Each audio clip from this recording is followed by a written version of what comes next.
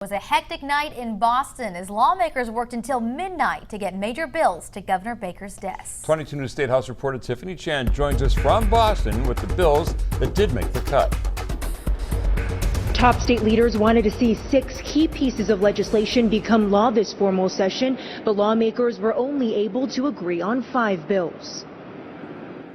It was a late night at the State House in Boston. State lawmakers, their staffers, and lobbyists worked until midnight to send major bills to Governor Charlie Baker's desk. You don't want to make a mistake. I mean, we're talking about law. We're talking about something that's going to affect people's lives every single day. So you want to make sure you get it right, and you want to make sure you took as much time as possible to get to the right result. House and Senate negotiators spent the weekend struggling to reach an agreement on 4 pieces of legislation. They ended up sending 5 bills to Governor Baker's desk before the midnight deadline, including an economic development bill to authorize borrowing close to $1 billion to lure businesses here to Massachusetts and in turn create jobs. The legislature also agreed to regulate app-based ride-hailing companies like Uber by creating a tougher criminal background check system and requiring companies to pay a 20-cent fee on every ride. That money would go to repairing roads and help innovate the taxi industry. I do think it's important that we establish a statewide framework for transportation networking companies, and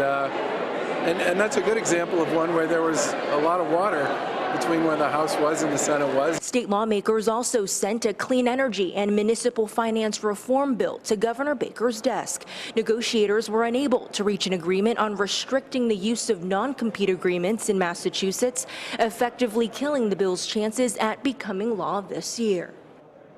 Governor Baker now has 10 days to review these bills before he has to decide whether he wants to sign them into law. At the State House in Boston, Tiffany Chan for 22 News.